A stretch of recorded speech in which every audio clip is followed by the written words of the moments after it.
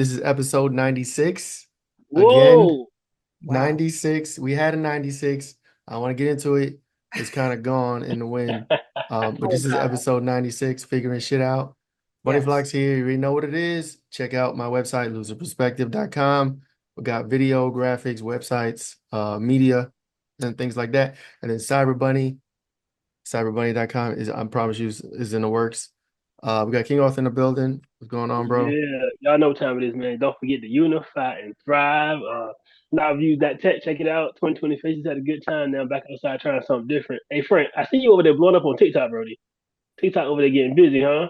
I'm trying. I'm trying to make something shake, but they started fucking with me. You know how it is. You know what I'm saying? Like they starting to flag my videos and stuff, That means you're man. doing something right when you got haters. It mean you're doing something right. You know what I'm talking about? I don't know, bro. This be the second time. I hope they don't block me again, ban me again. But it is what it is. Yeah.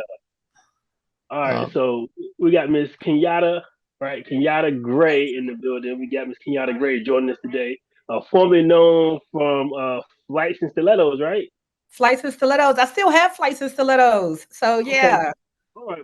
We'll touch on that, but we came to talk about honoring Miss B, right? So Correct. we got a bunch of different stuff to talk about. I'm sure she's gonna give us some Jews. She got a nice little following on social media. She came highly recommended, right? So Oh, yeah. So I guess we can get this thing started with our first question. Miss Kenyatta, what is your figuring shit out moment? oh man, my figuring. Can I say the word on air? yeah, Please, yes. We Oh, encourage it. please. We okay. encourage it. My figuring shit out moment. Oh boy. Okay, so it was literally as I was standing up my organization, I had an attorney that I was working with, and there were maybe like 8 steps that we had gotten through. And there were two additional steps that we needed to complete so that I could stand up my nonprofit. And something happened with her personally in her personal life, and she could no longer help me with standing up my organization. So that was the moment that I had to figure shit out. I had to figure out how in the world to file these papers to set up my 501c3. So, mind you, I had an attorney that was doing this because I didn't feel like I had the skills and the knowledge to get this done. But if I wanted a 501c3, I had to figure that shit out. There you And go. that's Absolutely. exactly what I did. And those are not. I've never done it, but I've heard they're not easy. There's a lot of paperwork, a lot Yes. of regulations, a lot of Yes. cross your T's, dot your I's. So that's what's up. You figure that shit out, and were you successful in it? I don't know. My camera's doing this thing. I don't really like this Yes, I following. was very successful in it.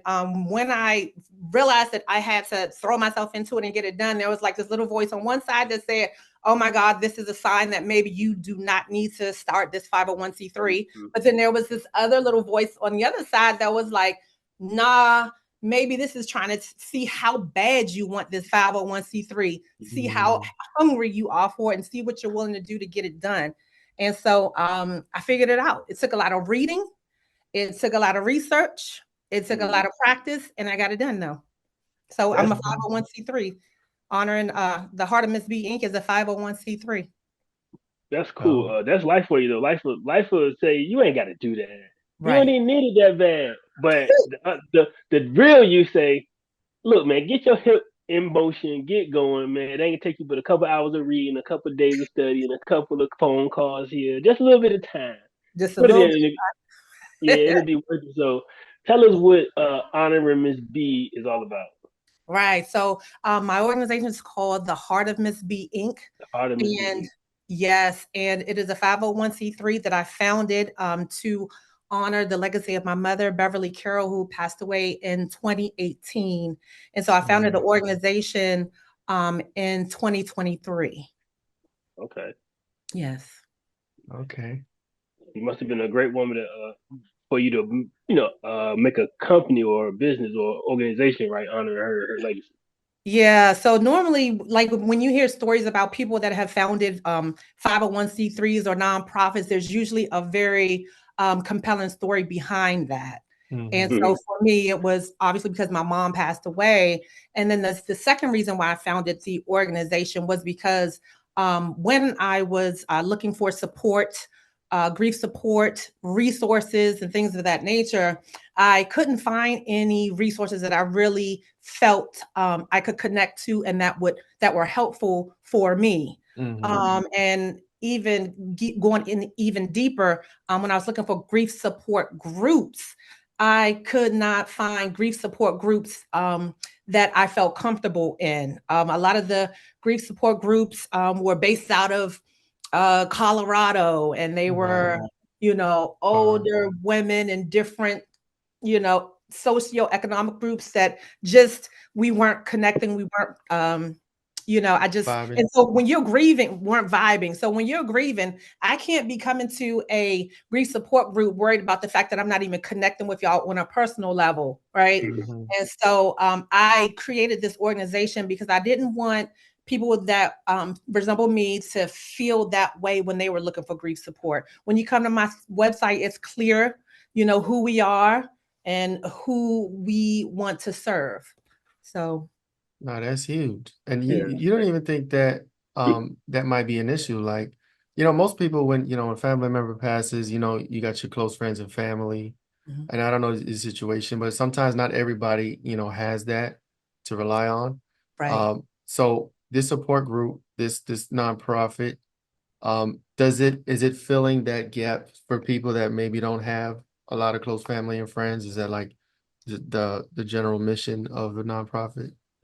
Absolutely. And you're exactly right. Grief can be very lonely. You would think that your family and friends would be there for you through the long haul, but pretty much after the funeral, you're on your own. And so you're exactly right. This my grief support group is all about building community and just kind of creating space for people that really understand what you're going through and that have experienced the loss as well. No, that's huge. Yeah. I never thought about a grief support group.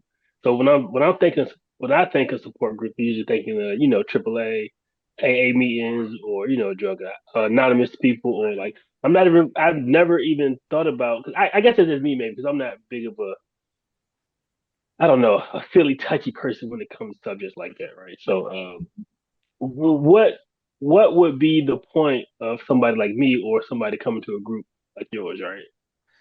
Right. So the point would just be to find solace and comfort, communication and connection with people that are going through the same exact things as you.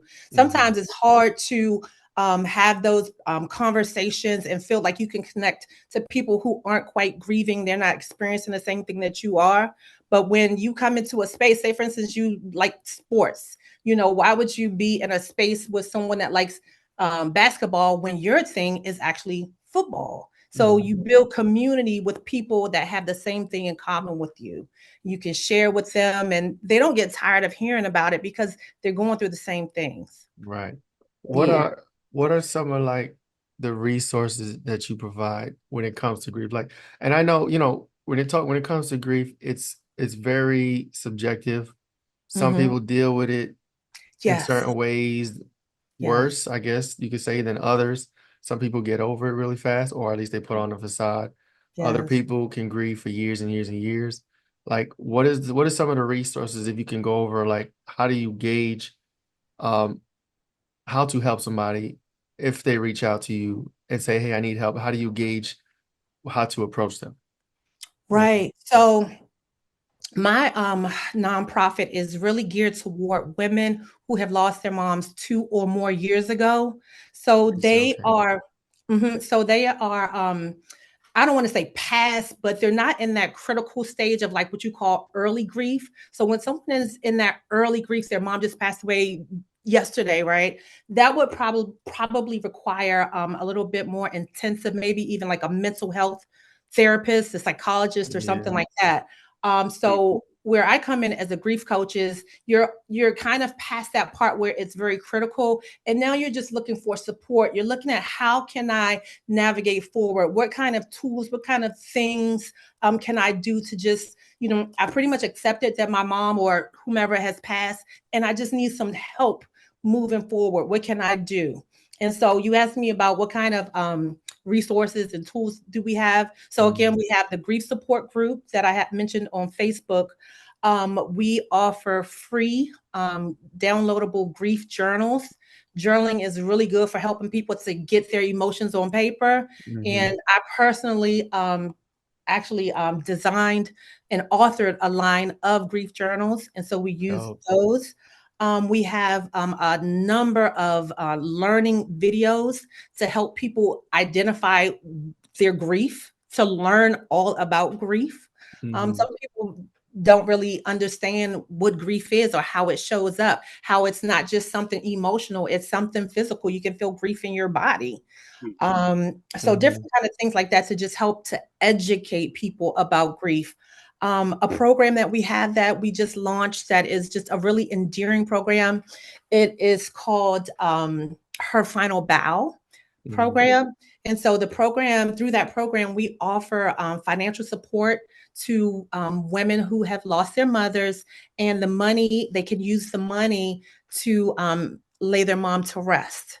So whether they need to buy their mom like an outfit for her burial, flowers, her hair, that's what, and we partner with funeral homes to help identify families in need.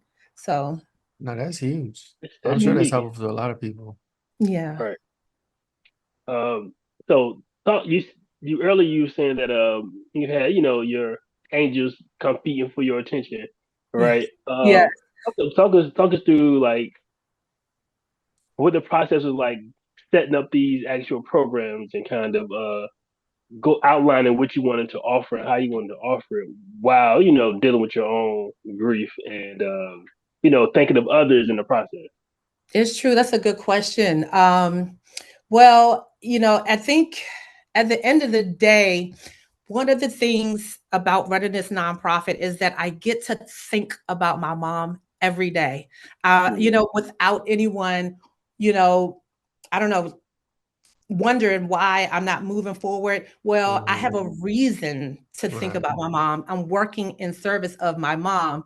And so it takes a heck of a person, you're right, to grieve, because I am still grieving, but I'm able to say, I'm grieving, but I can help you carry yours a little bit too. No, that's huge.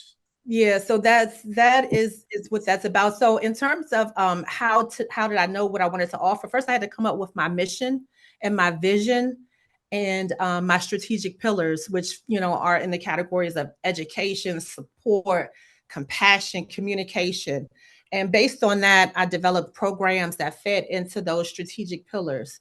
And here we are. That's dope. This is an interesting topic because like I feel like I have my dad passed like 20 years ago or 20 some years ago, and my grandma passed like 6 years ago. And I feel like these are, my mom's still struggling with her mom passing. Yeah. And every now and then, she makes posts and you could tell, especially around the anniversary, right? Yes. It's like every year around that date, around Mother's Day, around birthdays, it's just like there's just like this cloud. And you see it, and I see it, we all see it, you know what I'm saying? And it's almost like there's nothing that nobody can say. There's no words, there's nothing you could do. It's true. Like, I guess the question I'm posing is time the real, the only way for those wounds to heal? You know what I'm saying? Like I say, time heals all wounds, or well, what's your take on that? I think that we will always have grief. You will grieve for as long as you love, right? Okay. And I think that over time we learn how to carry our grief differently, right? And so the way that I felt in 2018 is certainly not the way that I feel now in terms of the intensity. And I've learned how to cope with my grief. I've learned how to carry it. And so I will always grieve. You will, as long as you love. If a baby who loves can also grieve something that they no longer have. So it's just it takes on a different shape, but it's always there. Yeah. And it's just one of those things. It's like life, right? We're born here, we live lives, we die, loved ones die. It's just one of those things. It's a fact of life, and it's a fate for everybody's gonna have to deal with. Yes. And experience eventually, but I think that's a dope program. Thank you. I think We talk with our mom and stuff, and I don't want to talk too much about her because if she watches, she's gonna be like, "What the fuck you talking about me for?" Oh Uh, no. don't put my business out there. But how would you, how could you encourage people to reach out if they may be inhibitive or hesitant, or I'll put it this way: how would somebody know they need to find and reach out to an organization like yours, um, if they don't know? Like, what are the signs that maybe you should be seeking help while grieving? Well, I mean, help and support are kind of like two different things. So if someone want to support, if they're feeling maybe unheard or unsupported, lonely, like Mm-hmm. they need someone to talk to. Help would be someone that needed help, maybe feeling feelings a little stronger. Maybe they feel like they can't go on, they don't want to go on. So I would look at those two things differently. Help and support, two different things. Mm-hmm. Yeah. Okay. Yeah.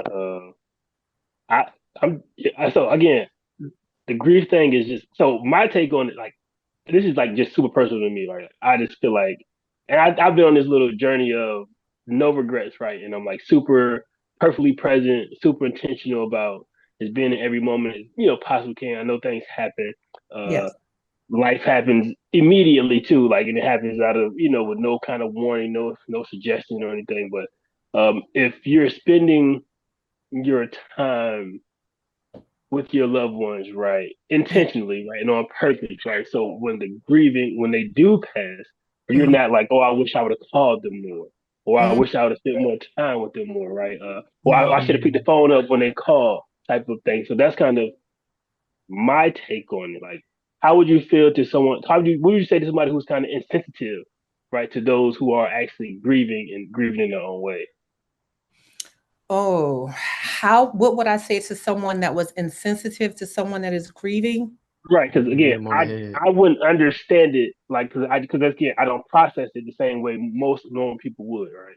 Right. I mean, and actually you just answered the question. Everybody grieves differently. Some Okay. people will handle it and go to work the next day and become a star employee. Some people can't ever go back to work, right?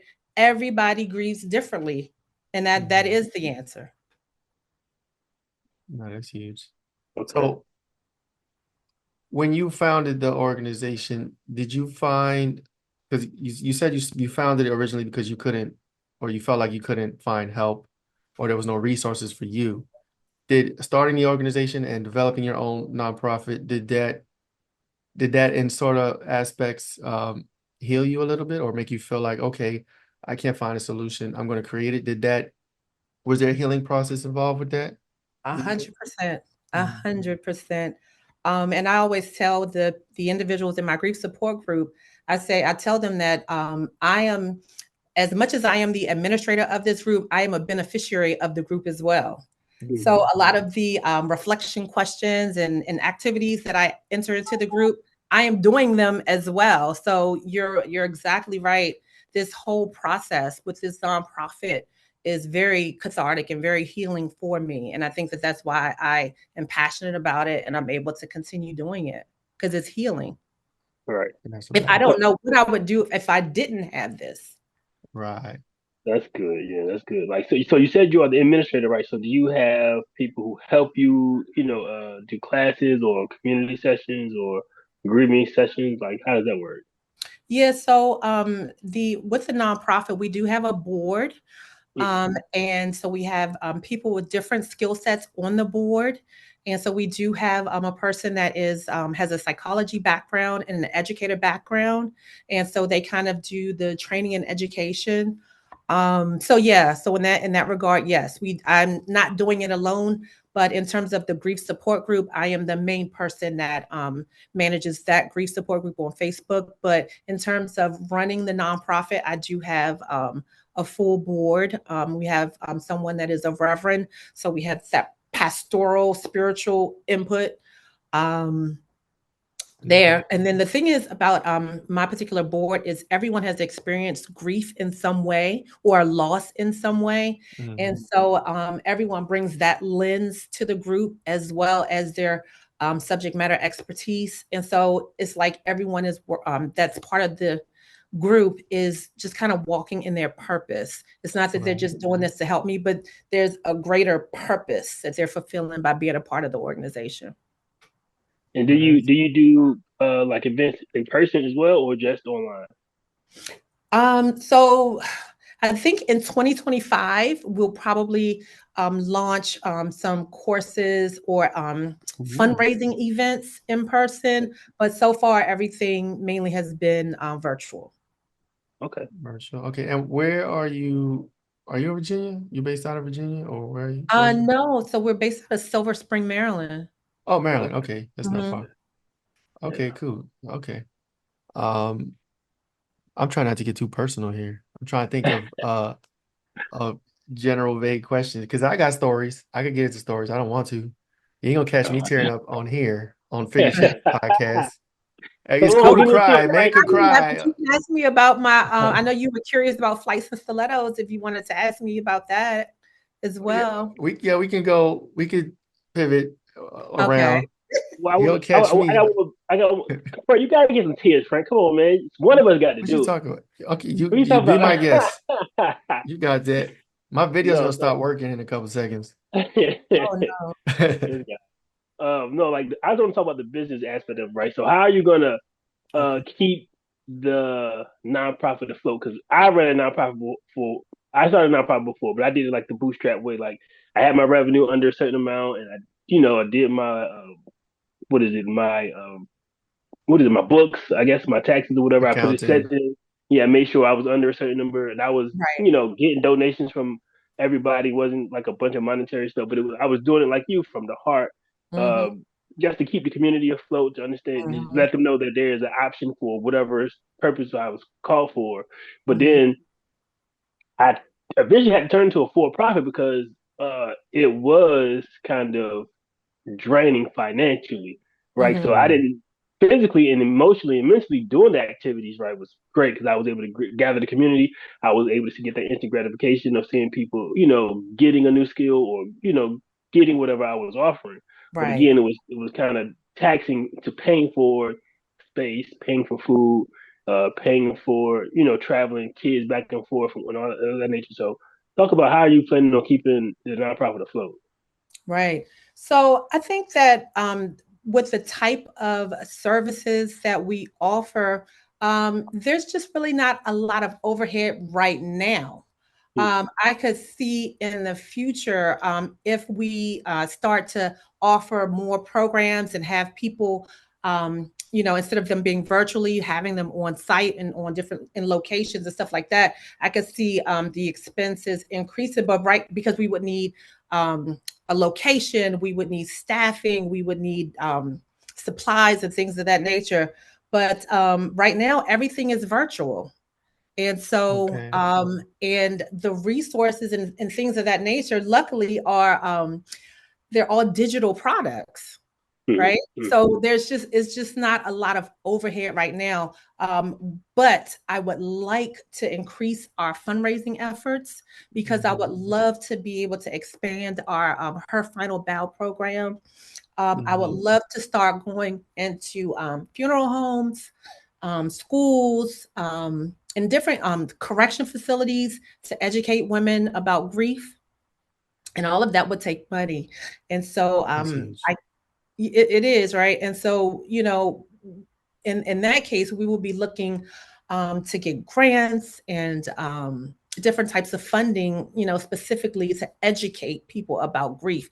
And I just read an article where the federal government is starting to now look at grief and bereavement and take it a little bit more seriously.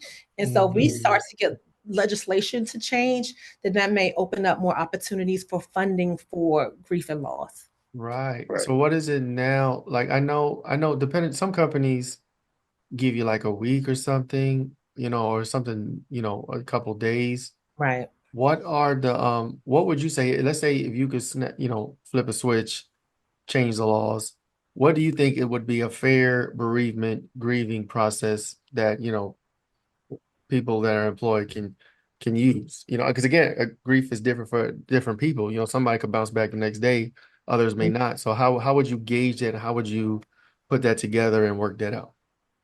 So just like you said, grief is different for every person, right? But think about it, when someone brings a life into the world, they are offered maybe 4 months Mm-hmm. of time off. So what if we extended that to someone that lost a life? That would be, yeah, that Yeah, sounds makes sense. logical, you would think. But we are in America, so We Right. are on Earth. I don't know about other countries. Right. I have no idea about other countries. They probably have something like that. Who knows? But yeah, So we are in America. yeah, yep. And in this country, we don't put a lot of support behind grieving individuals. We just don't. Mm-hmm. We want you to clean it up really quick and get back to work. Mm-hmm. Yeah. And so yeah, Take the minimum when you're yeah. coming back, that. What would you Mhm, say, big for on when you're some, coming back. yeah, mhm, what would you say from your experience working on the nonprofit and dealing with your own grief? What would be some, I guess, advice or tips and tricks or yeah, advice that you would give someone grieving of things not to do, like red flags, like, obviously we could say like don't, dive into alcohol and drugs and all that, but well, mhm. if you were coaching somebody or mentoring somebody, how would you try to keep them from getting deep, falling deep in the sunken place, so to speak? Mm. If that's even possible. Stop them from wallowing in the mess. Yeah. Right. So, one of the things that we do is try to teach people to show themselves the same amount of compassion that they would show to someone else that was grieving, right? Or feeling the same exact way. Sometimes we can be really hard on ourselves, but Mm, if it was you, we would treat you with kindness and tenderness. So we need to give that to ourselves.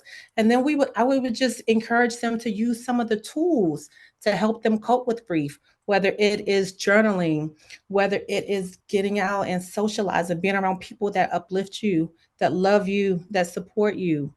Whether it's being active, being mindful, exercising, spending time in nature, those kinds of things. We would just continually reinforce how to cope and to help to develop their resilience and their resilience and their skills, mhm. Okay. grief Uh, skills. you mentioned some active things, and so I'm a big proponent of getting outside and getting around people.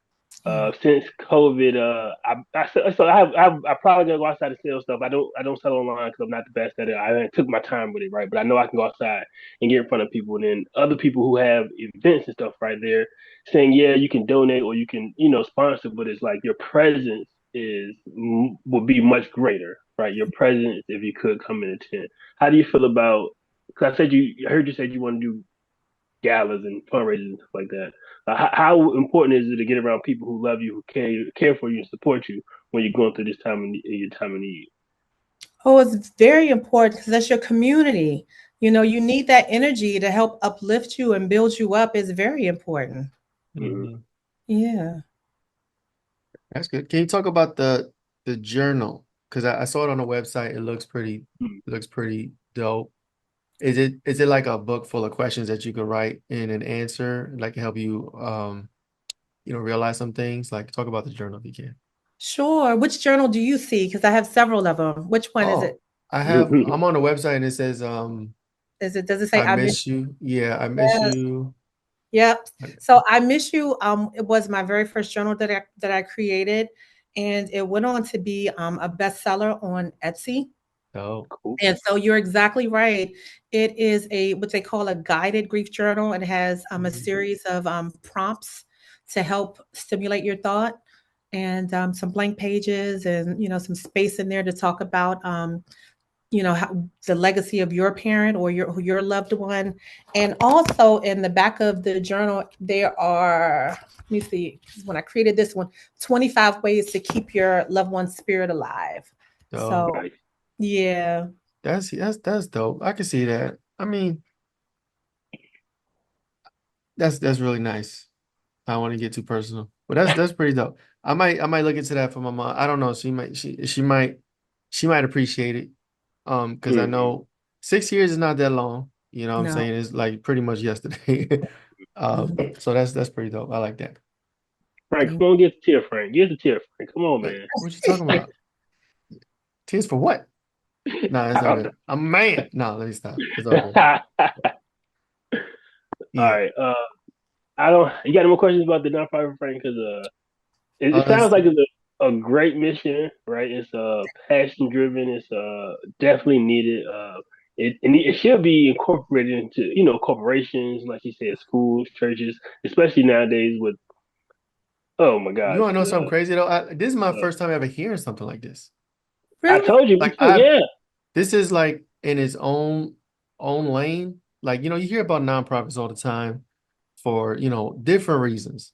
I never heard of a grief non-profit, for losing a loved one. You hear about alcohol, you hear about drugs, you hear about homelessness, you hear about battered women, and all that's fine. But this is so unique. It's almost like why haven't we seen more of these, or why isn't this a normal thing that's all over the place?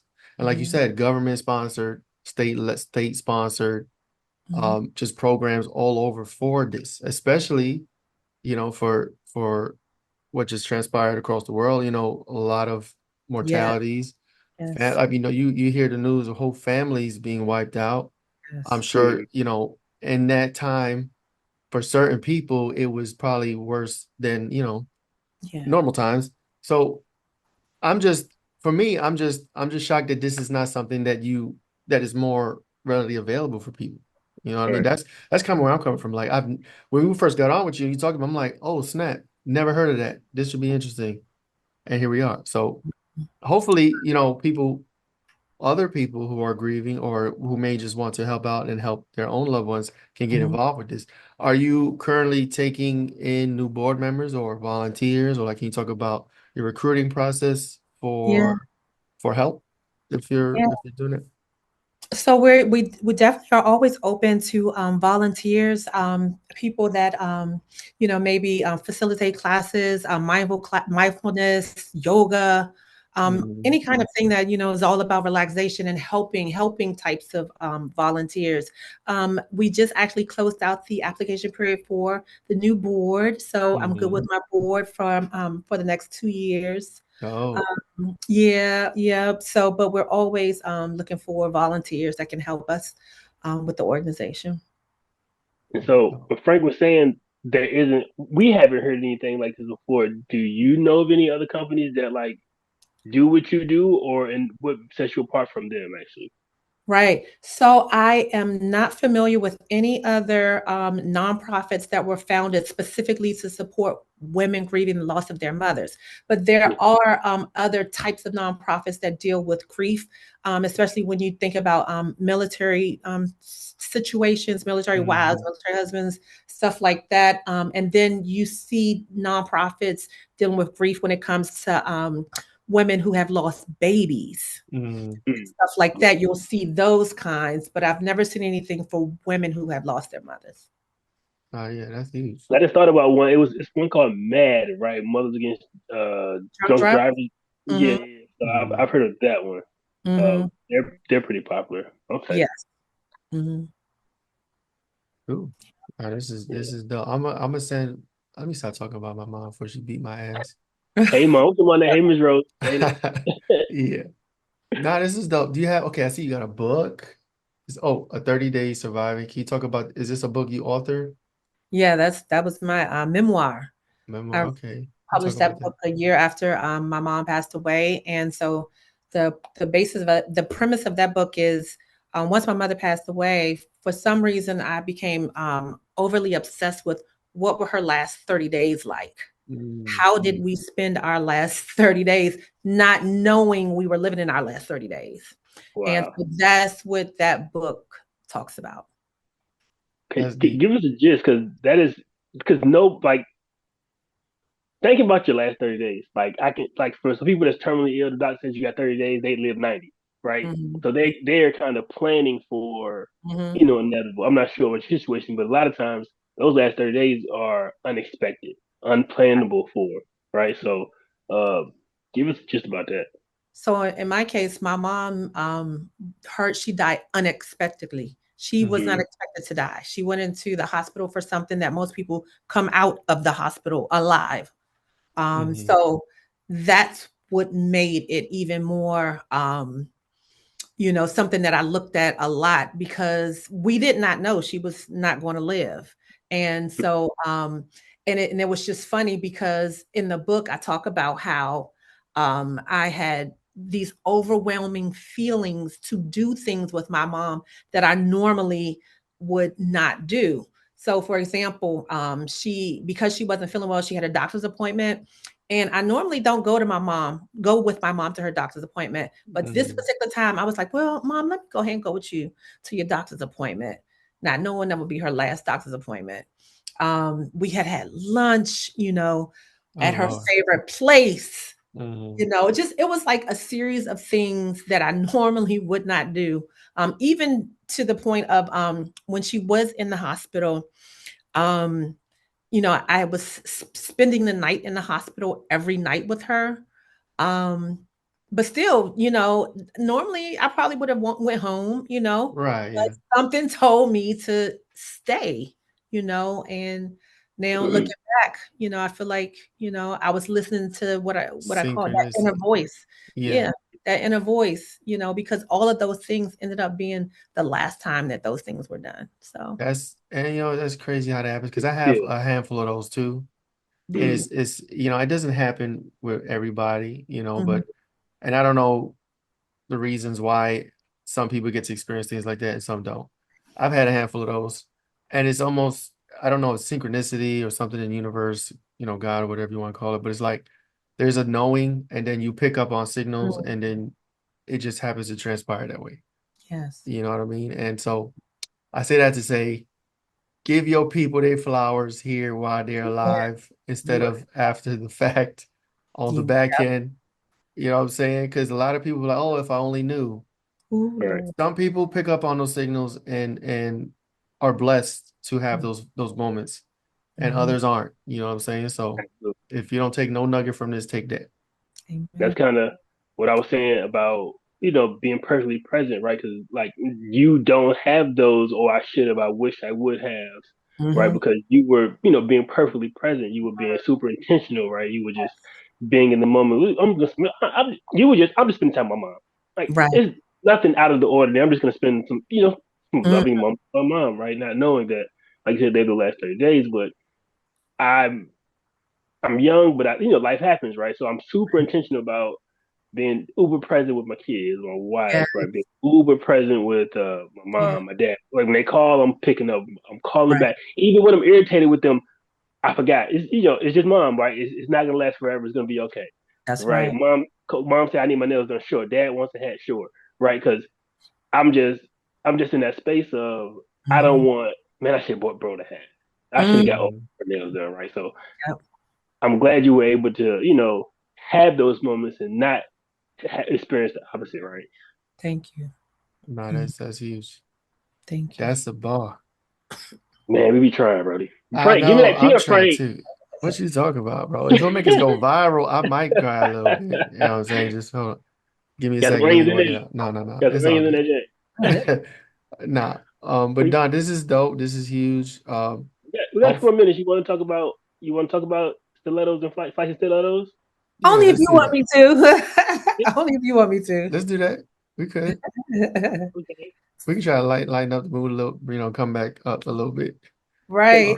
And this is a business podcast. We try to make it an entrepreneurship podcast, right? So even if you are focusing on a different area of business, right, for a 501c3 in a different area of, economics, you still are supplying people with the service and grandizing their life in another way, right?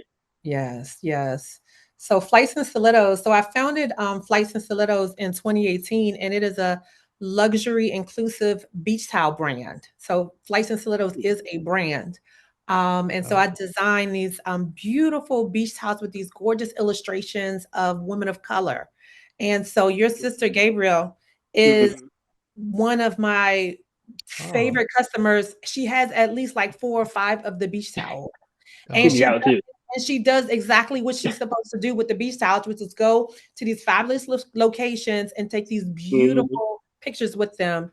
And so that's what they are. And I created the beach towels one day because I was going on a trip, and I was one of those people that were like, "Gosh, what does my beach towel look like?" You know, I was like, "I'm going to be giving, serving, and my beach towel needs to, match this vibe."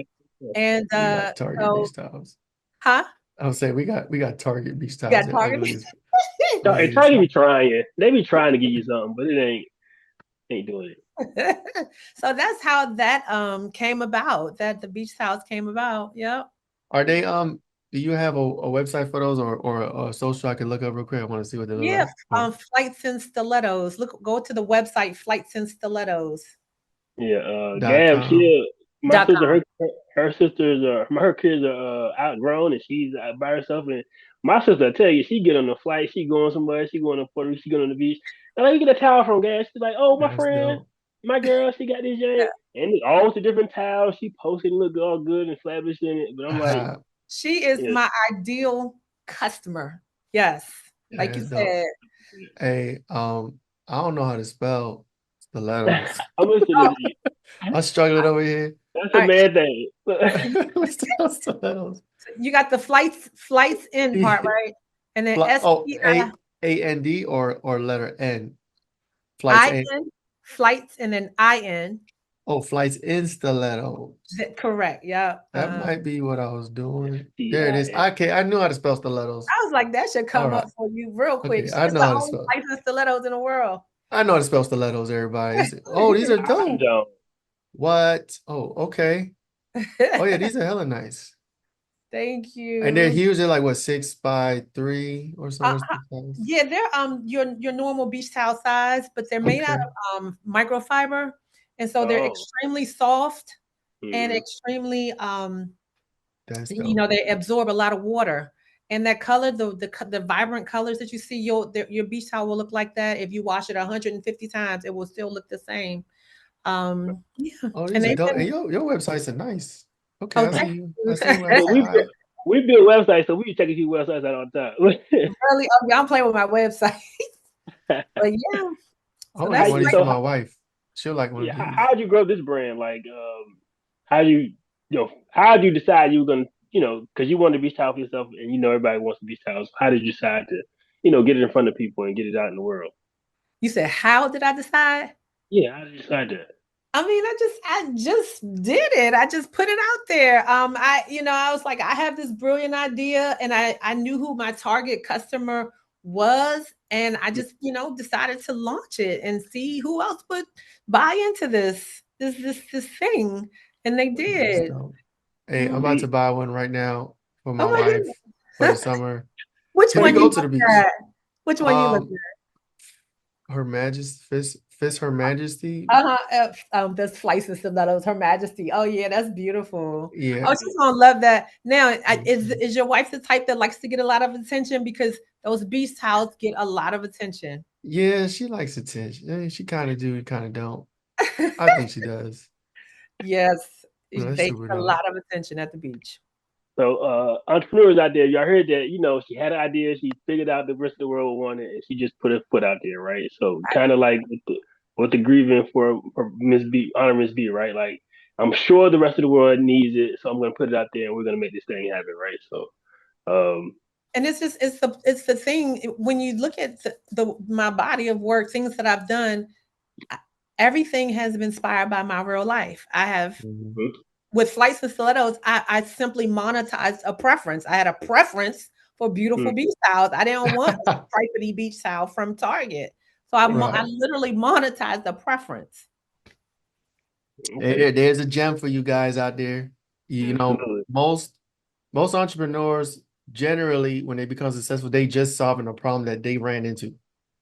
You know what I'm saying?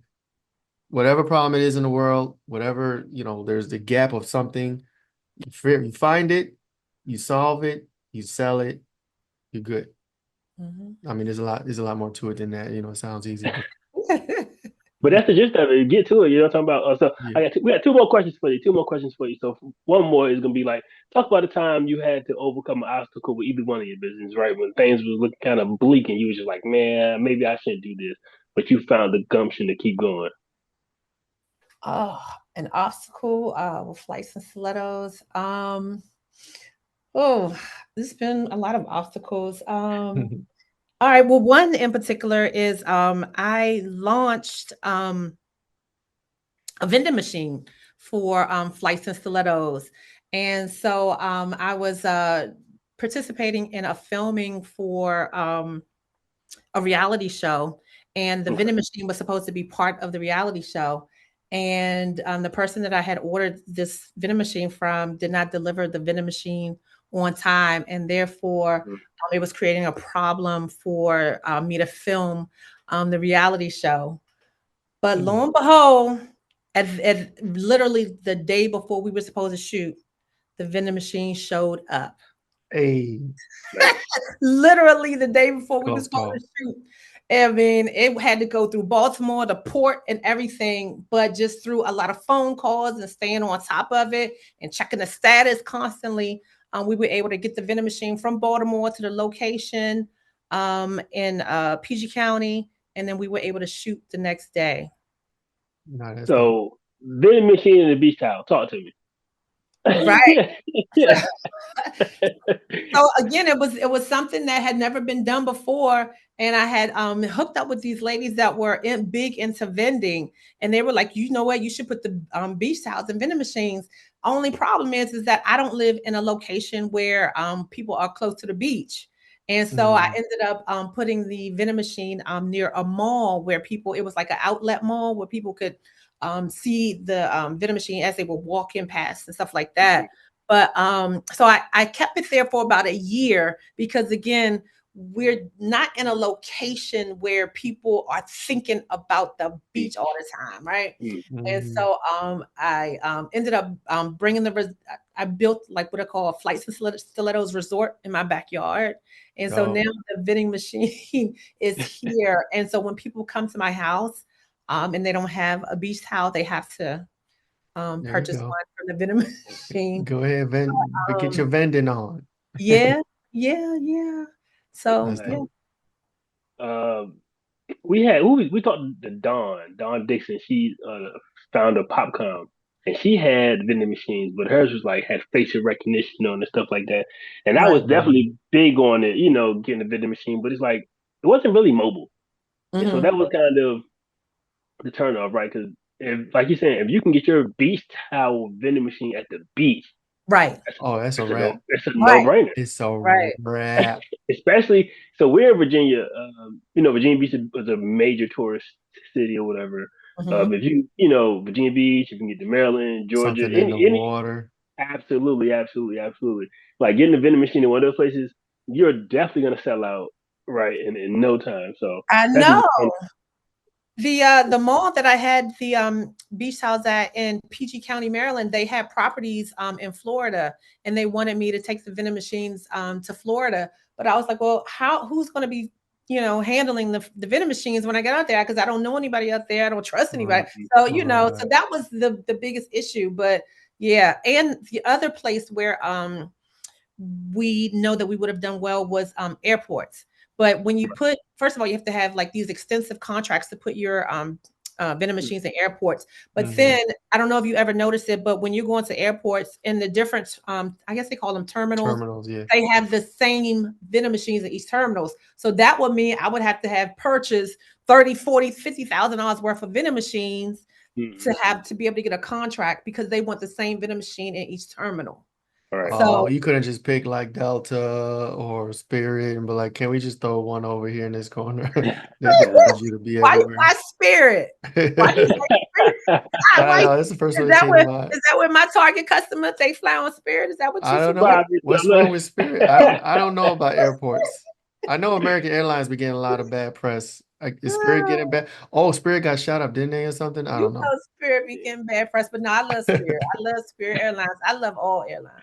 That's Okay, right. That's right. yes. Nah, Yeah, man. I definitely see you probably getting that vending machine at G Beach, cause Hmm. or Myrtle Beach, or the National Harbor doesn't even have a beach, but No, it needs to be by a beach.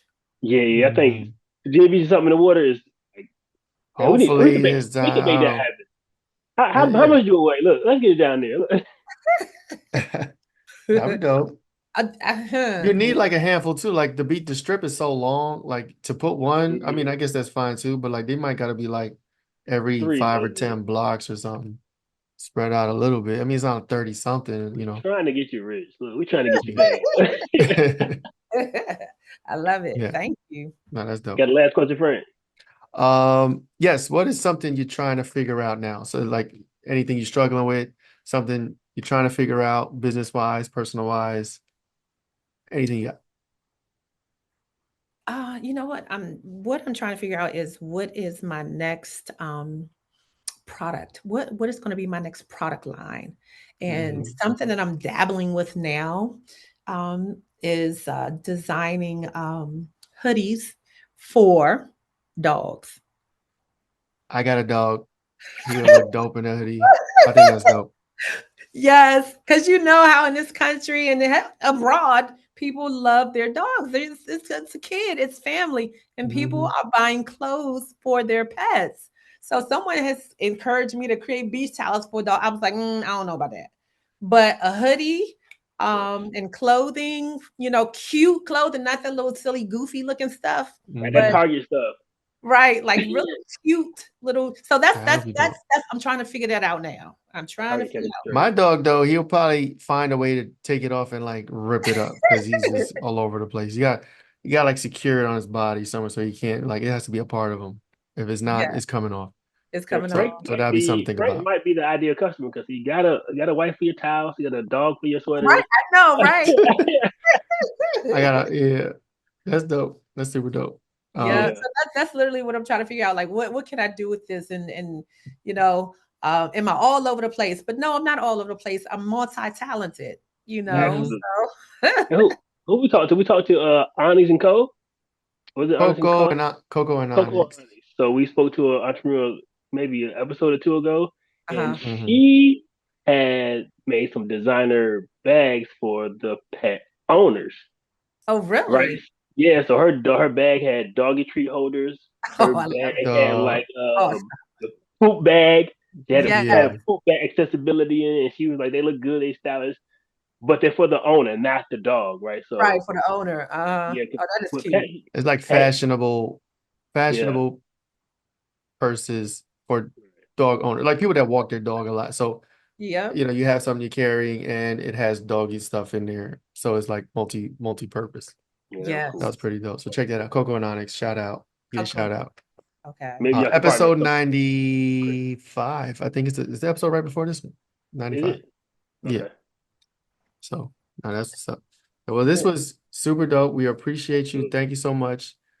Luck Gratefully nobody shed no tears, you know what I'm saying? So that's Frank, really come good. on with it. We still got time, Frank. Wait, we do gotta get viral, right? We try and grow this audience.